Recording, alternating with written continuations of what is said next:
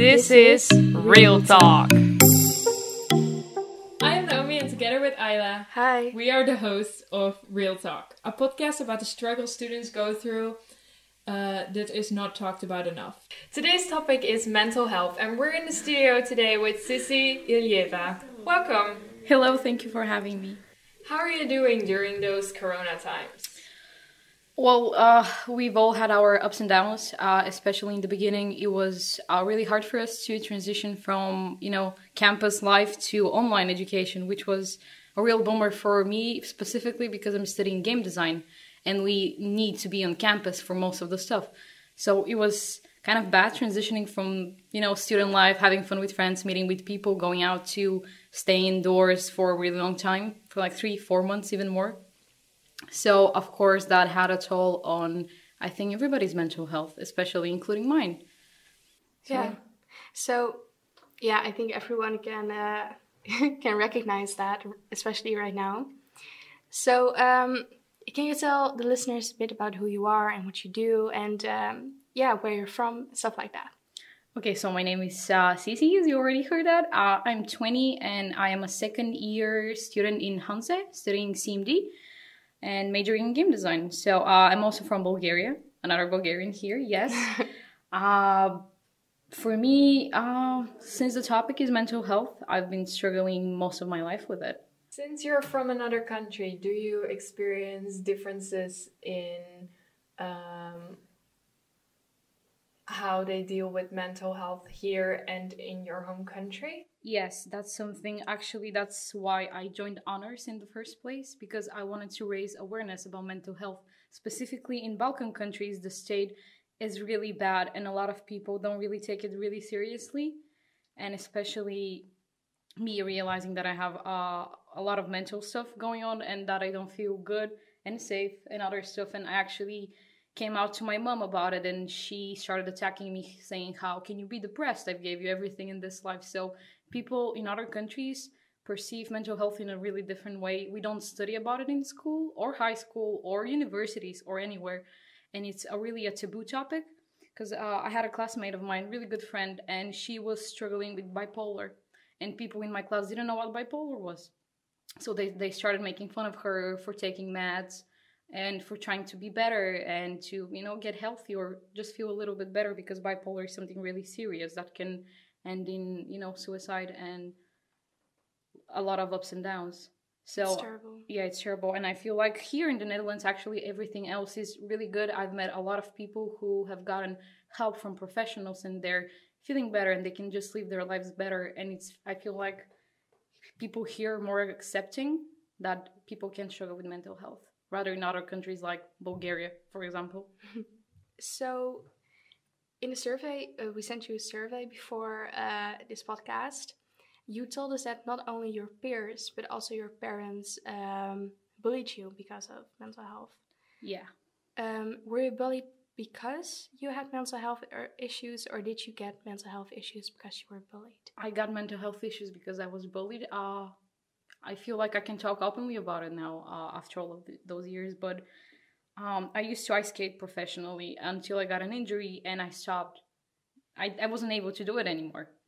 So I got depressed in the first place, and me not being able to train, I obviously found a comforting thing, which was eating, and I gained a little bit of weight over time. And my mom, which was really strict about me sporting through my whole life, she started bullying me about that, and it's still going on for a lot of years. She said, like, if you don't stop eating, she would point people on the street and be like, you're gonna turn out like them. Oh my God. And stuff like that. And like last year when I was back after my first year here, when we ended, I went back for the summer and we were traveling in the bus and we saw a really overweight person and she just looked at them and I just knew what she's gonna say and I shut her down, obviously, because I don't want to hear about it. But I think that family, and it wasn't only my mom, it was a lot of people that started bullying me because they think it's normal, I feel like, to point out other people's we tend to, in Balkan countries, especially what I've noticed in Bulgaria, we tend to judge the people by their looks. So I feel like looks are really important, so that's why I got so bullied. And that was even in school. That was for 12 years of my life in school. That was constant bullying from classmates, so I got used to it. But then I came here and I'm not bullied anymore. So that's good because I've noticed that Dutch people in general really don't care about the way you look, which is something really nice to see. And I've talked to a lot of Dutch people about this topic actually, and I've talked to them, what do you guys think of, if you want to get yourself a girlfriend or a boyfriend, what do you guys look for? I'm really curious because in my country people tend to look for looks, which is sad. Yeah. So yeah, I feel like most of my mental health disabilities come from my family. That's terrible. So are you feeling more happy now since you live here? Yeah, I do feel more happy because I'm surrounded by really positive people, and I've escaped my toxic family, let's say so. Not escaped, but away from them, which is good. And I'm in a better place, both mentally and physically. At this point, I've come to terms with myself that I'm healthy and that there's nothing wrong with me. That's great to hear. How did this mental health impact your life?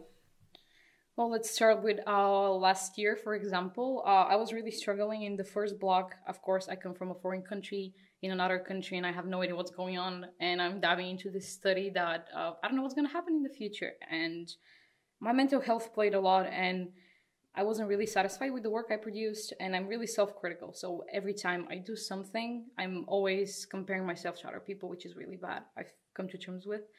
But in my first block, I did really terrible. I barely passed my classes because I had some mental health issues going on and some problems, and I addressed them. And what happened in the second block, I got grades from 5.5 to 8s and 9s. So my mental health really made me struggle the first block to get used to it. But then I was over it, and I started going only up. What do you do to deal with your mental health? What did you do to get where you are right now? I've opened up about it, and I talk to people about it, like really close people, like my boyfriend's family, which they help me tremendously a lot for my mental health. I haven't sought a really professional help yet. I actually signed up for a couple of places, and I'm searching for a therapist right now because I feel like maybe an additional professional help can help. But something that didn't really help me was let's say binge eating. I think a lot of people do it when they're feeling sad or when they're feeling down or if they're having some problems. I feel like that's a way out, but it really isn't, because in the end of the day, you're gonna feel bad about yourself because you've ate so much. And other thing is, some days I'll starve myself, and next days I'll just binge eat, which is really bad. But that was a long time ago, so.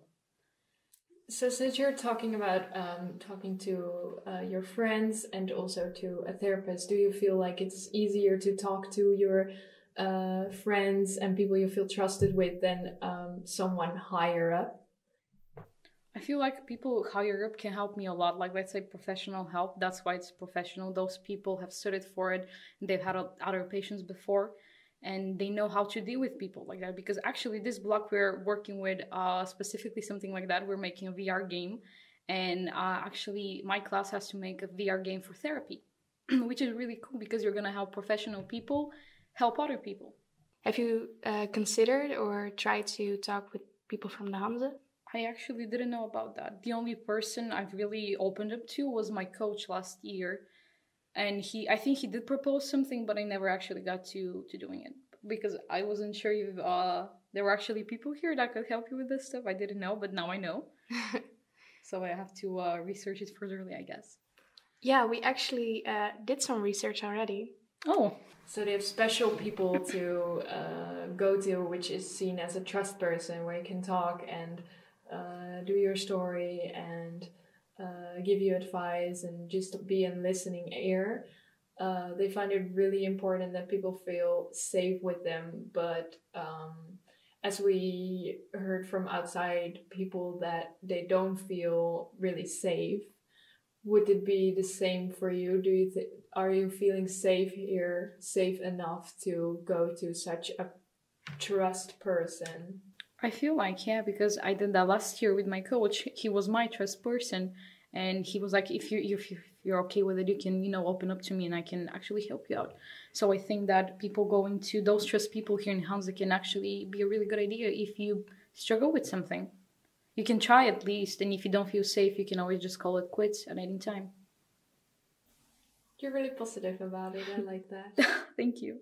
That's a unique trait in many people, to have like a positive view on the world. Yeah, I feel like my motivation is to one day, if I have kids, I don't want them to struggle with the same stuff I did. And I feel like that, older generations have a really different understanding of stuff like that. So it's up to us to actually change that in the future. I feel like that's why I'm going with my project for honors. Really, I want to share awareness about it, because especially for men's mental health, that's a really taboo topic. And most people are like, yeah, men don't cry, men don't feel depression, men don't feel bad, which is wrong. Men do feel bad, they cry, and they have their mental health issues. That's why I was thinking of doing an all men support group, but because of Corona, it's actually I didn't want to do it online. I wanted to do it in real life. I wanted to be able to talk to people and address them, not on Discord or Blackboard, because we found out how that happened yesterday when we started talking. It's people over talking over each other, so it wasn't really a nice environment for stuff like that. So I feel like if I ever do go with this project, I want to do it in real life. So that's on hold for me right now, but I really want to address it. Since you didn't know about the Hanze-students support, do you have any proposal in which way Hanze can improve their engagement with students relating to this topic? Oh, that's a nice one.